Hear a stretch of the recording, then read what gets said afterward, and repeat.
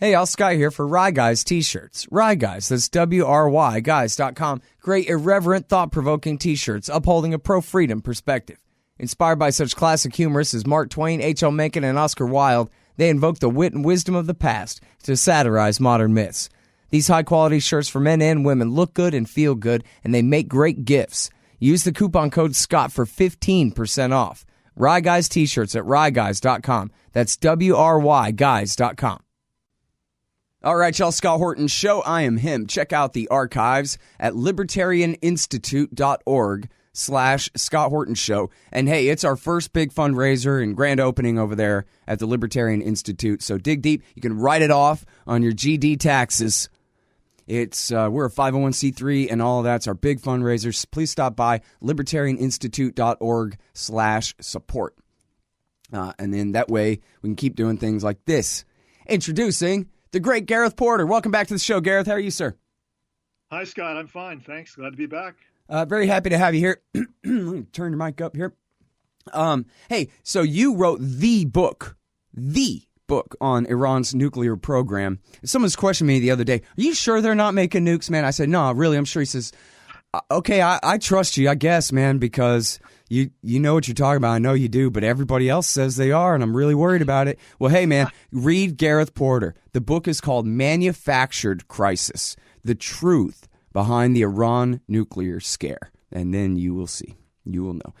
It is the book on Iran's nuclear program, Manufactured Crisis, by the great Gareth Porter, historian and investigative reporter.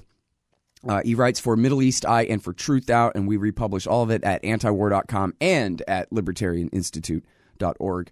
And here he is. First of all, we have two important ones to talk about today. The first one is Trump's national security advisor facilitated the murder of civilians in Afghanistan. Trump's new national security advisor pick, you must mean Lieutenant General Mike Flynn. That's the guy. All right, so what did he have to do with the war in Afghanistan, Gareth, as if I don't know? Well, he was the intelligence director, the intelligence chief for both General McChrystal and General Petraeus when they were commanders in Afghanistan. And of course, even before that, he was the intelligence chief for McChrystal in Iraq. And both McChrystal and Petraeus in Iraq, when they were going after Al-Qaeda and the Shia militias, the Mahdi army, in 2006, 2007.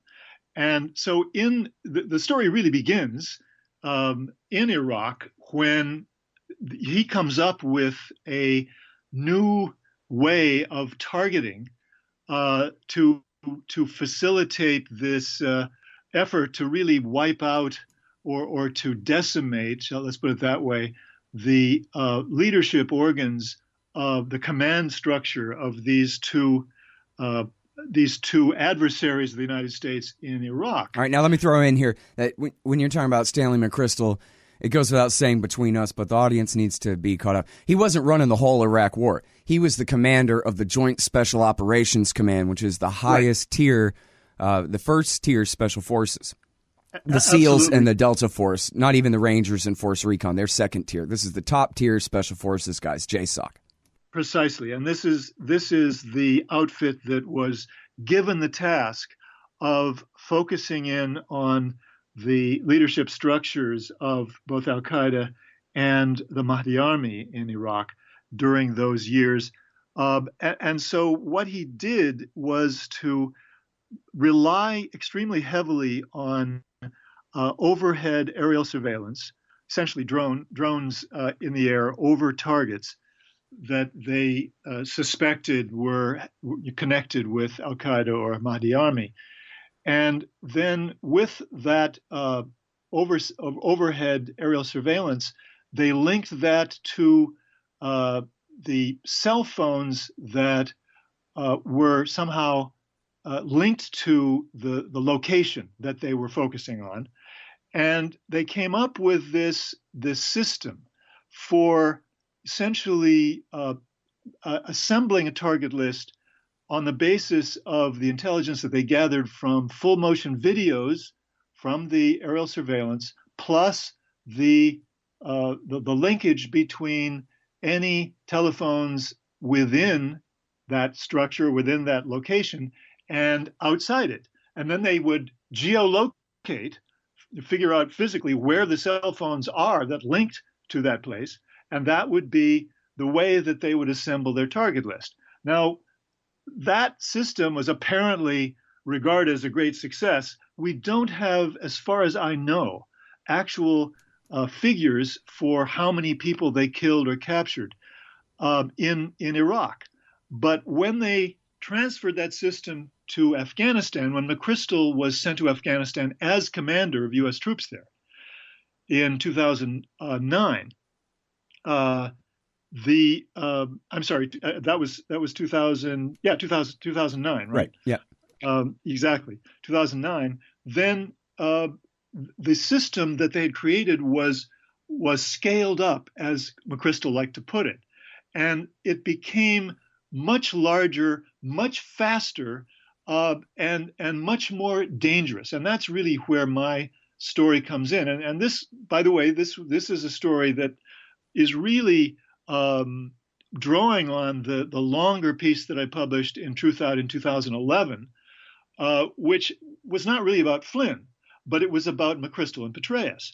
So now that Flynn has been named National Security Advisor to Trump, I went back and looked at the role that he played, and he was absolutely crucial. But I mean, because he was the one who dreamed up the intelligence system that was the basis for the targeting. Right. But the importance of this is, of course, that this resulted in a system of night raids in Afghanistan, which were absolutely disastrous in every sense of the word. But I detail the way in which this went off the rails so completely. Right. In Afghanistan in my piece in Truth Out. All right. Now, and I'm glad you mentioned the previous work because, of course, as everybody should know, that you won the Gellhorn Award, the Martha Gellhorn Award for your series. It was 2 or 3 part series that you did back in 2011 about this at truthout.org. Well, it was actually just a single piece that I submitted. Yeah, it wasn't the only piece, but it was the biggest. The piece one that got the award for it. Yeah. I mean, I think it was the most important thing. Right. Yes. All right. Yeah. So basically, what we're talking about here, we talked about it then, and we've seen, with the drone papers that were leaked to the Intercept. I don't know if they mentioned you or not, but really all they were doing was confirming your earlier journalism and how they do this stuff. And there's more and more reports coming out now about Flynn trying to give him credit and saying, this was the intel revolution. Mike Flynn had written this big paper about how our intelligence in Afghanistan sucks. We don't know who's who or who we're fighting or why or what. And so we really need better intelligence. But then as you're describing here, basically what they came up with is a computerized conspiracy theory machine where you put in a bunch of phone numbers and then it tells you kill these people. But it's pure garbage in, garbage out. And they go, yeah, and what we'll do is we'll have whoever we kill, we take whatever pieces of paper are in their pockets, whatever information, whatever name or phone number might be on a piece of paper in their pocket, we put that in there too. In other words, like they're taking all this data, which isn't even information, it's just data. And they're putting it into the computer, and then they're letting the computer do all the deciding about who's connected to who and in what ways. But they don't really know anything to teach the computer how to figure out anything either. So it's basically just coming up. It's basically a computerized truther going, Ahmed is tied to this guy who's linked to that guy who got some money from George Soros. Let's bomb him. That's a nice way of depicting the problem, Scott. I agree. This is really at the center of this whole story. This system of creating a target list from it's really called link analysis. It's a technique or a statistical program called link analysis, and it was very popular after 9/11. It became all the rage within the counterterrorism community. It wasn't just Flynn who used it. It was being used by a number of places. So I want to make it clear that this was a much broader phenomenon within the U.S. government. But of course, it was Flynn and JSOC who turned it into the biggest story of all. And what they did what this link analysis program did was to turn all this metadata from cell phones and data that was gathered from the full motion videos and turn it into a picture of a network that you could see on the screen. And of course, you can imagine these targeters, using this software and seeing the network pop up like magic on their screen, and the impact that it has on assuring them that they've got something here that's really valid, when in fact, in fact, I'm really glad that you mentioned that, because there used to be that website, was it SourceWatch, that used to have the page where it had lines through and connecting all the different corporations, the media, and the different think tanks. I'm glad you recalled that to mind. Yeah. So that's exactly like what we're talking about. Like, oh, this guy is tied to this, is tied to that, is tied to this, that kind of thing. In other words, there could be real truth in there, right? But not necessarily.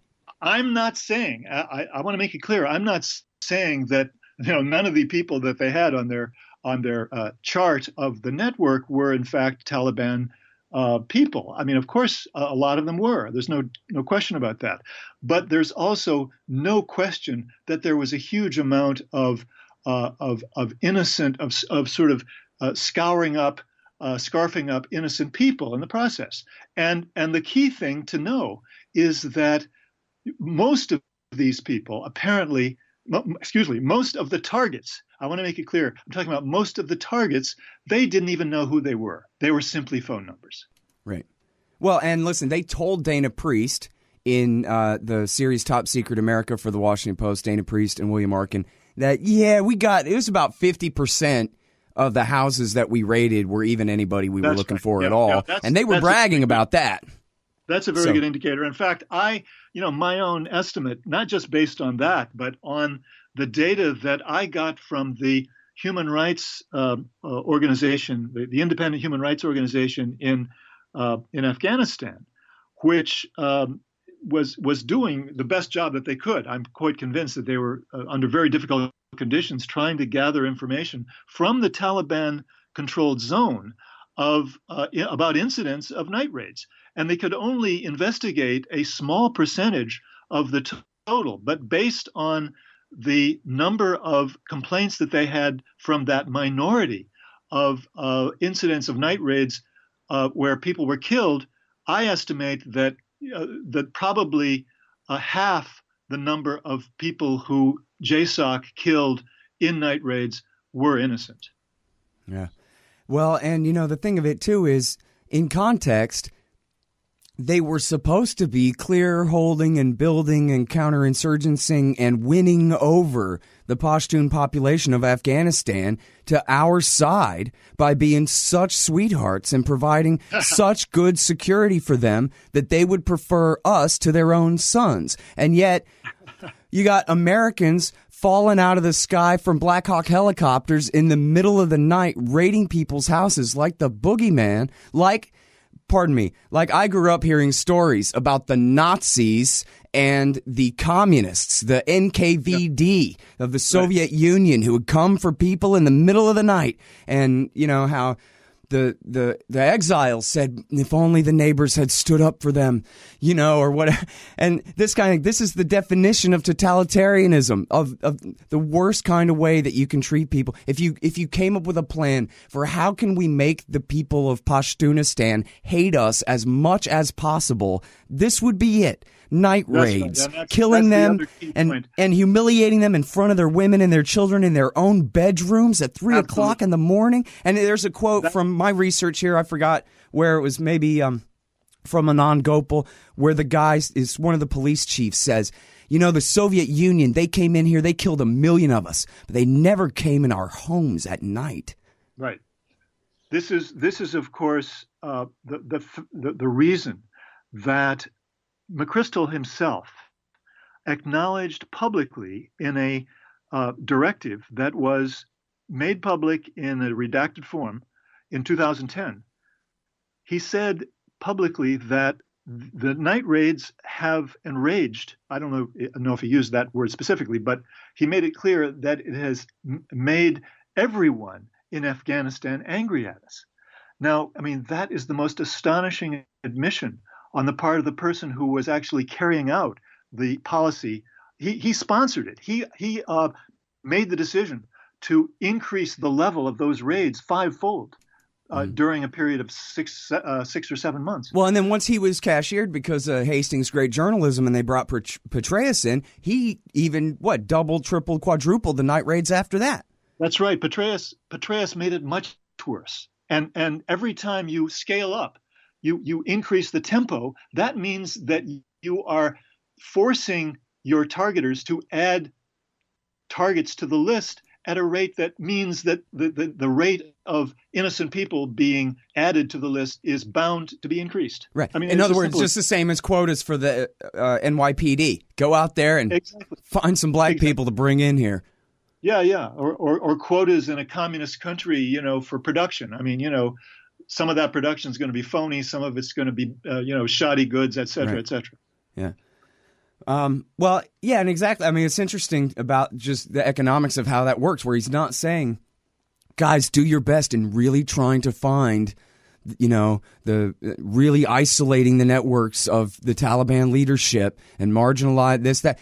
Forget any pretense of that even. Bring me numbers, man. I want a body count. Like this is Vietnam. Yeah.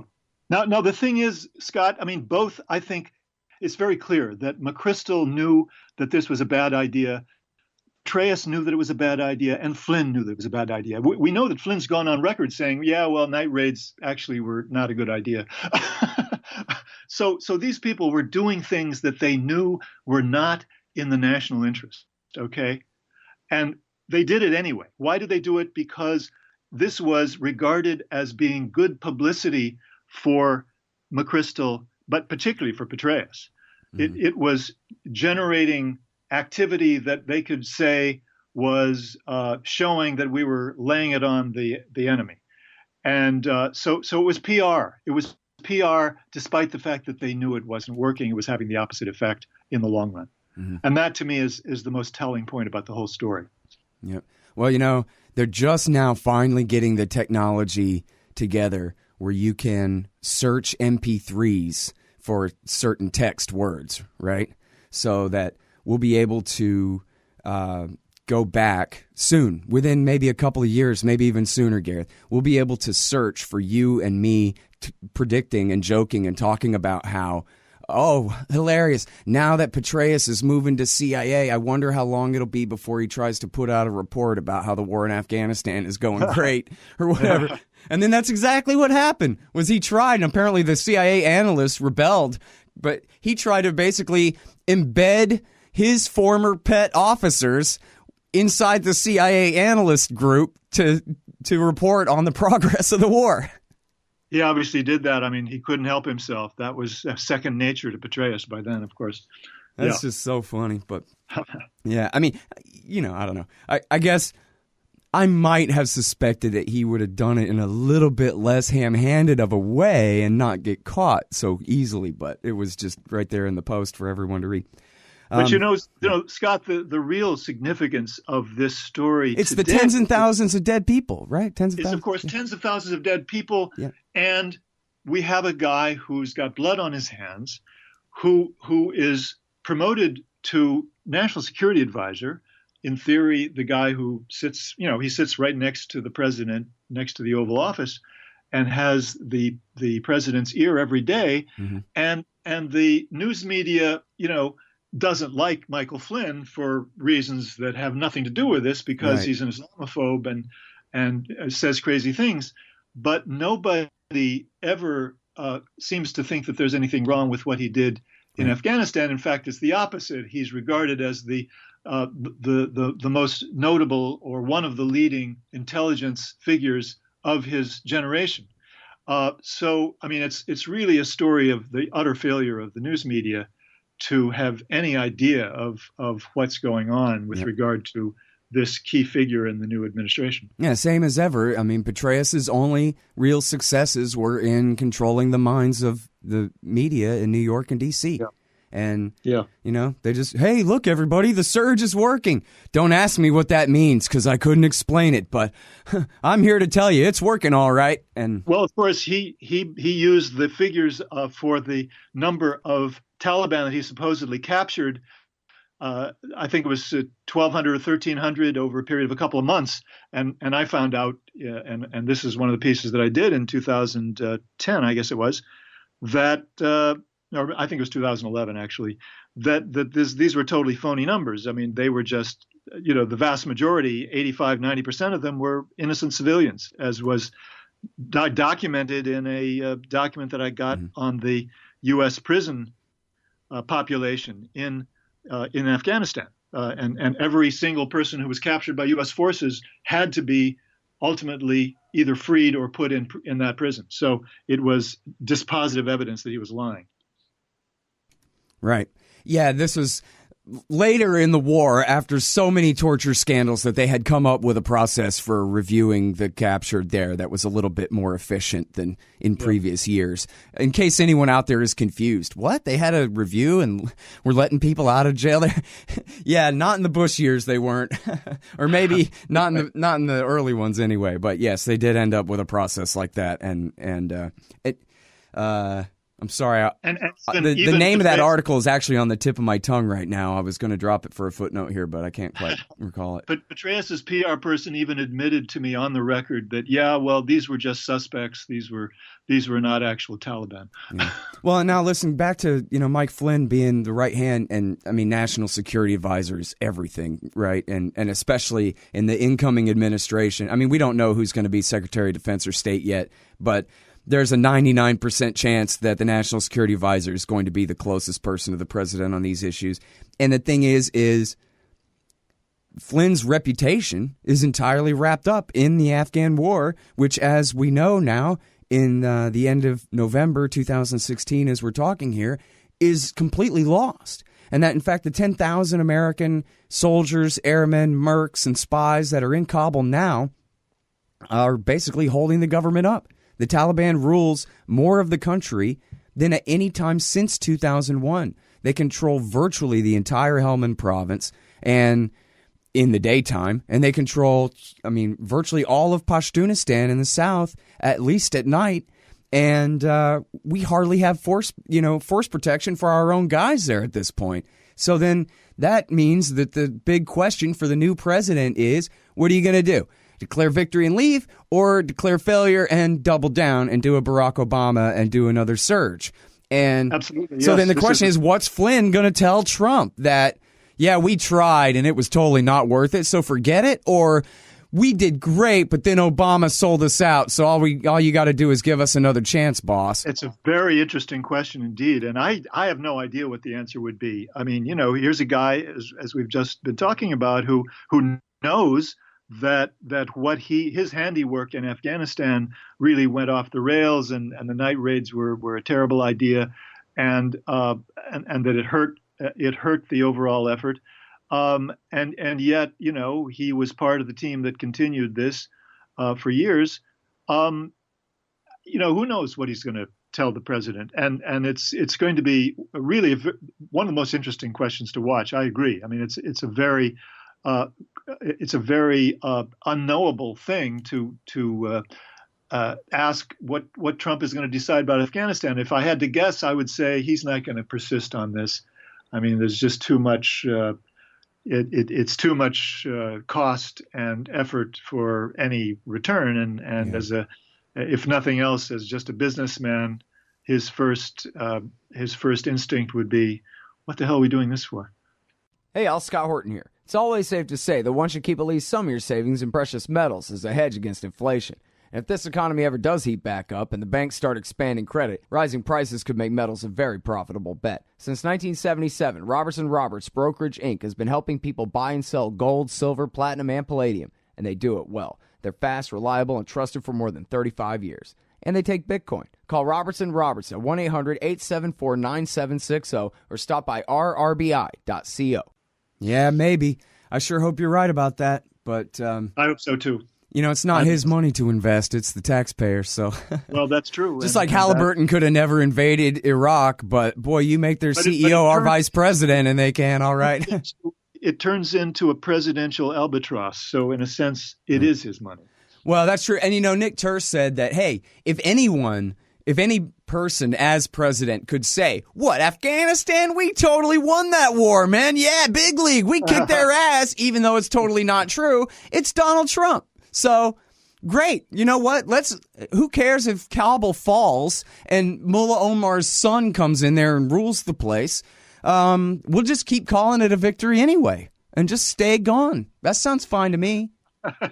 I mean, they already let Hekmatyar in there. How long is it before Hekmatyar and his militia overthrow the government there and take over Kabul? In the case of Afghanistan, I don't think we're going to be able. I don't think they're going to be able to claim victory. They're not going to be able to do a Vietnam kind of thing where, yeah, we won, but Congress took it away from us. No, that's not going to happen in Afghanistan. It's too clear. It's too clear. Well, maybe they won't have an argument. Maybe they'll just stick with the Trump line that we won and it was great. It was the classiest, most fabulous and fantastic win they can just ever. Say, well, our allies were too weak. We couldn't do anything. We did our best. Yeah, that's right. We'll just come up with some words. All right, now listen. Here's an important story that you wrote, a very important one. It's at the Gray Zone Project at Alternet, editor Max Blumenthal here. How a Syrian White Helmets leader played Western media. And this is the extremely important story of the Convoy Massacre, which took place 1 or 2 days. You'll explain in a second, I hope, and correct me, get me straight here.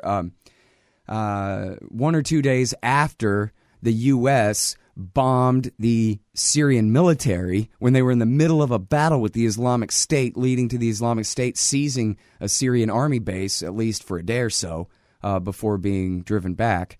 And that came just a day or 2 days, I'm sure you'll correct me where I went off the story, after John Kerry and Sergei Lavrov, the Russian foreign minister, and the American Secretary of State and the Russian foreign minister, had worked out another ceasefire deal. And it was the American bombing of the Syrian military base and then the presumed Syrian military or Russian military bombing of this humanitarian convoy that led to the final breakdown of that second ceasefire.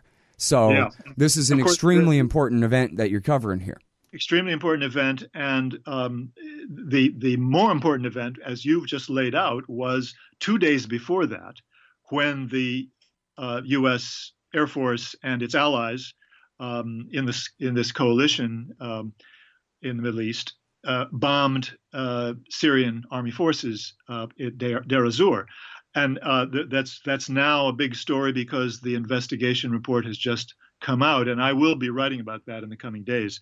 So I don't want to get into that right now. But so it was 2 days after that the aid convoy was attacked, and these white helmets just happened to be right on the spot in this little town called al Kubra.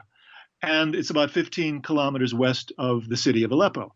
So, I don't know. There was never any explanation as to why they just happened to be there ahead of time. Obviously, they'd been tipped off that something was going to happen. They were supposed to be there, tipped off by the al-Qaeda authorities in Aleppo, because the White Helmets work only in opposition-held territory in Aleppo, which means that they work under the authority of al-Qaeda, because al-Qaeda is the overweening political military authority in that part of Syria. So my story is really about the statements that the head of the White Helmets in Aleppo, Ammar al-Selmo, made to Time Magazine, Washington Post, and others, but primarily to those two outlets.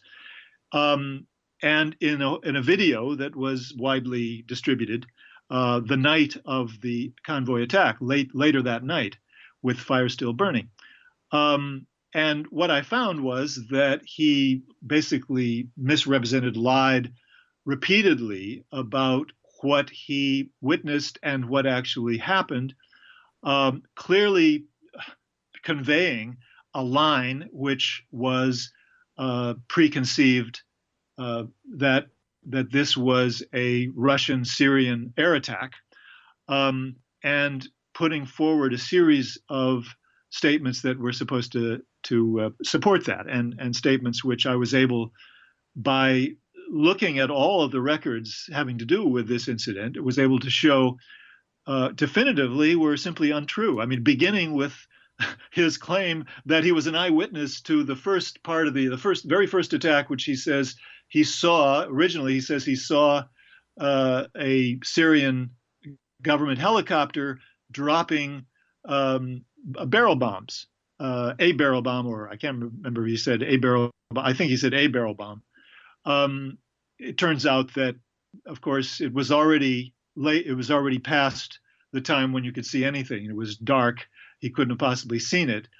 He wasn't up close. He was far enough away so that he couldn't possibly see it. And then he changed his story the second time when he was interviewed by the Washington Post and said he heard it. And so that's just the beginning of a whole series of such misrepresentations. The other part of it that I chronicle or document. Go ahead and take us through some of that, please, if you could. Yeah. He basically suggested that there was a series of air attacks which involved OFAB, Russian OFAB bombs, because he circulated a picture that showed a crumpled tail fin of one of these Russian OFAB 250 pound bombs under some refuse or under some of the stuff that was in the aid convoy that fell out of the truck. But that makes no sense, because if there was an OFAB bomb, this is a 250 pound bomb, it makes a huge crater, a crater that would be 10 foot deep and 25, 30 feet wide, and would have cracked the wall, if not blown through it, which was just a few feet away in the big warehouse, or part of the warehouse that was hit. So that was the first indication. And then the second indication, it couldn't have been a dud. If it were a dud, there wouldn't have been the fine tears in the sacks or boxes, I should say, that were right nearby the bomb that they show in the picture. Those shrapnel holes, the shrapnel tears, indicate a smaller weapon, such as an S5, which actually Amar Al-Selmo mentioned specifically in the video as one of the weapons that was fired by aircraft, the Russian aircraft that supposedly carried out the attack. Well, it also turns out, as I was able to document, that S5s are part of the arsenal that the opposition has controlled ever since 2012. And they've been using them for ground-to-ground attacks with their own improvised apparatus to fire them. So this, the story really is, very, very fishy, and leaves open the obvious possibility, and I would say at this point, more probable, a greater probability that this was an attack, a ground attack by somebody who would have the reason for carrying out a ground attack at that point against the convoy. Well, it would be the opposition to have it be blamed, of course, on the Russians and the Syrian government. And of course, they were totally successful in large part because of the white helmets. Yeah. Well, and this is where we go to other reporting at Alternet here, and specifically by Max Blumenthal about who's behind these white helmets anyway. And It's the CIA and Al Qaeda, more or less. Well, I don't know that the CIA is involved. I don't think the CIA ever had. Well, USAID. I lump in NED and USAID with the CIA, but I shouldn't. You're right. Yeah. The State Department has publicly said that we give them something like $30 million a year. The UK has publicly said that they give them like $50 million a year. I can't remember the exact amount. So yeah, I mean the Western governments are openly supporting them, but I think the key thing is that they are clearly working under the authority of Al Qaeda, and they reflect Al Qaeda's political line. And this guy Amar al-Selmo, it also turns out that he was seen, he was photographed in a picture with other armed men. He was part of an armed group in 2012. Now we don't know which armed group it was never identified, but he admitted it when it was documented by a Der Spiegel correspondent. He admitted, yeah, he'd been in an armed group, but he claimed he never fired a shot. Yeah. Well, and there's plenty of photographic, video, and still picture evidence of white helmets palling around with al-Nusra guys. And yeah, that's not just like, oh, hey, I'm just the ambulance driver, but clearly part of their same militia. Yeah, I mean, I don't know that they're integrated into the militia, but that they're integrated into the larger system. That's clear. And I'm not saying that they don't rescue people. I'm sure they have done some rescues, but they do have very clearly a political PR function for the Al Qaeda controlled opposition. Yeah, who ever heard of an ambulance driver whose top priority is filming himself rescue somebody? Instead of just getting a rescue done. It's kind of an emergency. Would you put the camera down for a minute, please? Right. And by the way, despite the fact that Selmo had a team of supposedly 10 people with him, all of whom had cell phones, not a single one of them ever did a video of this supposed air attack. Oh, yeah, there's the dog that didn't bark. Here. There's the dog that didn't bark, exactly. Yeah, these guys who video everything, they don't have video of that biggest event. And, I don't know if it's 100% proven fact, but sure is, far beyond just simple probability or something, that Seymour Hersh's reporting stands up that the al-Nusra Front has tried to false flag the United States into war there in Damascus. So the idea that they would do a false flag in order to just sabotage a ceasefire is not much of a stretch if you want to go back to the sarin attack of 2013. Look, I'm going to admit that initially, immediately in the 2 or 3, 4 days after that attack, I assumed that it was probably a Russian and or Syrian attack, because they were so angry with the United States over the attack 2 days earlier in Deir ez-Zor. But and so when I really began this, that was my assumption. But I realize now I was totally wrong. I mean, I think that it's pretty clear at this point that this was in fact an Al Qaeda opposition attack. And by the way, John McCreary, who I think some of your listeners are familiar with, who does Night Watch, a daily account of what's happening in national security issues around the world, has chronicled what the Russian command has put out about this attack. And he points out, and I missed this, I have to admit, I wasn't looking at that angle on this. The Russians have very specific documentation or claims of documentation showing that they could trace the rockets, the ground-based rockets, ground-fired rockets, back to al-Nusra controlled territory.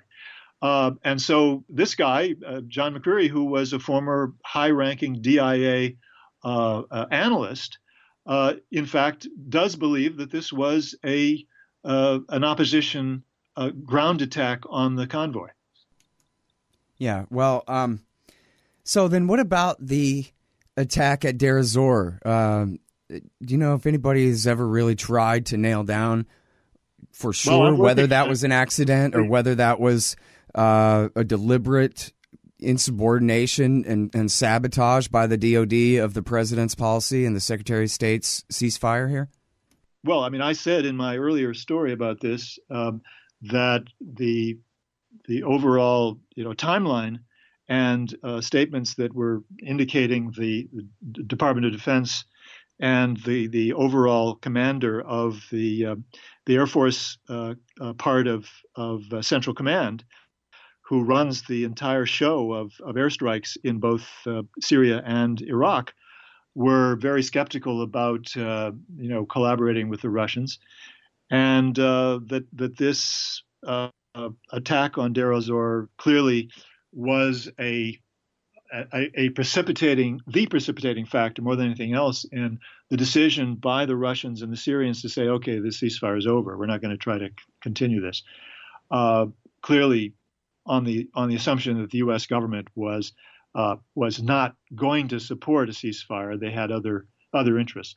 So that's the sort of overall picture. I'm now working on a piece that will basically attack this very flimsy so-called investigation report that was issued yesterday. It reminds me very much of the case of the investigation that McChrystal ordered after the February 2010 JSOC night raid on Gardez, which killed the three women, two of whom were pregnant, and two guys who worked for the Afghan government. And then they covered it up, and McChrystal decided to cover up the cover-up. And part of that cover-up of the cover-up was to call for a second investigation. And that investigation, of course, said, "Oh, nothing to see here. Move on." And in order to do that, he named as the investigator somebody who he knew would be under his command shortly. Well, guess what? The person who investigated this, I'm giving away my best lines, okay? But for your listeners, I'm going to tell them that the investigator who announced his findings yesterday was actually working for the Air Force commander whose responsibility this was to making this decision to carry out the strike. Well, there you go. Heard it here first, everybody. Hey, listen, let me ask you one more thing. I'm sorry, I know I've already kept you 40 minutes here, but I need to ask you about Aleppo now, because yesterday, Madeline, yes, we think the price is worth it, Albright and Stephen, here's those Niger uranium forgeries you wanted, Sir Hadley, put out a new report saying that we got to bomb Damascus in order to save al-Qaeda in eastern Aleppo. But then the Washington Post story about it lamented the fact that, geez, by the time Trump takes power, the Russians and the Syrian government will have already taken all of Aleppo from al-Qaeda. And so what a sad story. I wonder what you think about that. Well, I think you've correctly given an appreciation of what's really going on in Washington right now. I mean, this is an expression of the sorrow and sadness of the Democratic, the Democratic and Republican national security elite who have been behind the U.S. policy of arming and training people who were allied with al-Qaeda, and in fact providing cover for al-Qaeda in northern Syria for the last several years. Who really, are committed to this idea now in the way that only the national security elite can become committed to something that is totally disastrous for U.S. interests. And I think they are genuinely afraid that this is all going to go down the drain under the Trump administration for good reason, because I think Trump this is one of the few things that he seems to be pretty clear on, that he's not enthusiastic about this at all. Mm-hmm. All right, well, so dang it, now I can't let you go anymore because I got to ask you another thing, too, which is about, so where does this really leave us with Iran? Because here we have a president and a cabinet, national security cabinet forming around him who, clearly this is part of the job application is you got to agree with him about Syria and Russia, that we're backing off of both. And meaning not backing off bombing Syria, but backing off bombing Damascus. They're still bombing the Islamic State in the east, and maybe we'll be picking up more bombing of al-Nusra. So I don't mean to imply any kind of peaceful policy, but he's surrounded by people who hate Iran. So he wants to get along with Russia, but they hate Iran. And so, I don't know if Trump even understands that it's America, Israel, Turkey, and the Sunnis versus Russia, Iran, Iraq, and the Shiites, Syria, and Hezbollah in this split at all. Like, is Donald Trump as confused as Mike Flynn? I would not be confident at all that Donald Trump understands fully the alignments. Certainly, he doesn't understand the sequence of developments that has brought us to where we are. I mean, we can count on that.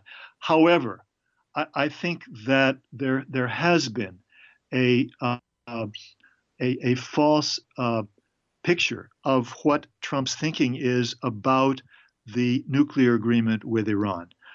Virtually every big media piece that I've seen on this subject says, oh, he wants to tear up the agreement and start over again. Well, that's not true. I mean, he did in fact write an op-ed piece in 2015 saying that. But during the campaign, he was pretty careful not to get himself committed to that position. And when he spoke to AIPAC, his big thing was, I'm going to enforce this agreement to the hilt. And Right. he also said, look, we've got a contract. He's used the term, we've got a contract. So this is one of the things in which it's very interesting. Trump appears to have an elementary grasp of the reality that the United States is committed, and it's not going to be a very good idea to tear this up. So that is one of the points. I'm not saying we don't know who he's going to name as Secretary of Defense and Secretary of State, and that's going to be very important, because if he names people who are committed, really personally, strongly committed to tearing up that agreement, then it's a different ballgame, and we just don't know exactly how it's going to play out. And, as I've said many times, I mean, Well, if it's Corker for state, I think we can rest assured a little bit, because Corker at least was the guy who pretended to try to kill the deal when actually he was shepherding it through. Absolutely. That would be a good sign for sure in that regard.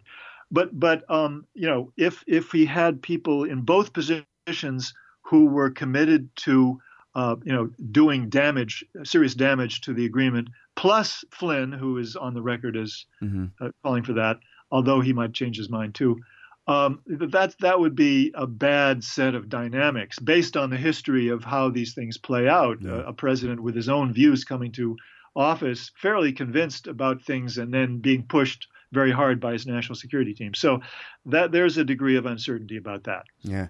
Well, back to the beginning, you mentioned that the JSOC war, McChrystal and Mike Flynn killing people in Iraq, they weren't just fighting on the Shiite side of the civil war against the Sunni-based insurgency and their al-Qaeda allies. They were also fighting against the Shiites at the same time, at least the third major leg on the Shiite alliance of Skiri, Dawa, and the Mahdi army. They're attacking the Mahdi army. And that raises the question to me, I don't know, maybe there are already published anecdotes about this, but doesn't it make sense that Sauter's guys would have killed some of McChrystal's guys? And some of Mike Flynn's men were shot dead at the hands of Mahdi army types. And everybody knows those special groups are trained by Iran, Gareth. Remember 2007? Absolutely. That's why. So there's a real personal grudge here possibly against Iran. And even though this idiot was fighting a war for Iran in Iraq that whole time, you could see why he'd be pissed off maybe if some of his friends are dead at the hands of what they would blame on an Iranian EFP or whatever, right? If I'm not mistaken, Scott, in his book with Michael Ledeen, Flynn actually talks about how many American troops were killed by Iranian IEDs or EFPs, and of course his figures were totally wrong. But nevertheless, I think it makes the point that it documents the point you've just made, which is that he has a personal grudge against Iran, in part because of that. Yeah, and you can see how, I mean, if that was you, then never mind the big picture that the whole war was for Iran and that Sauter is still part of the force that backs, the consensus that backs the current government in Iraqi Shiite-stan that now includes all of Baghdad because of him, right? Never mind any of that. If Johnny's dead because he got shot by one of Sauter's men, then that's personal. And the fact that McChrystal and Flynn themselves were actually Sauter's little sock puppets the whole time is sort of beside the point. Yeah, I mean, and of course, the bigger point here is, I think, that people like Flynn and even McChrystal, exist within a system that never fully grasps the larger picture of things. I mean, they have their focus straight ahead on what their missions are, and they can't afford to really have a wider lens that really appreciates the history and the complicated politics that are surrounding what they're doing on the battlefield. So, I mean, this is just another aspect of the limitations, very severe limitations intellectually of these people who carry out America's wars. Yeah, you had me at co-authored with Michael Ledeen. All right. It's the great Gareth Porter, everybody, independent historian and journalist. He's at Middle East Eye and at truthout.org. And the book is Manufactured Crisis, The Truth Behind the Iran Nuclear Scare. These two articles, Trump's national security advisor facilitated the murder of civilians in Afghanistan at Truthout, and how a Syrian White Helmets leader played Western media. That one is at Alternet, the Gray Zone project there. Thank you so much again, Gareth. Appreciate it. Thank you, Scott. All right, y'all, that's the Scott Horton Show. Check out the archives and sign up for the RSS feeds and iTunes and Stitcher and all those things at libertarianinstitute.org/Scott Horton Show. And it's our big fund drive for the end of the year and the start of our new institute there at libertarianinstitute.org/support. And we're fully nonprofit, so you can write it off on your taxes. So wouldn't you rather give it to us than them?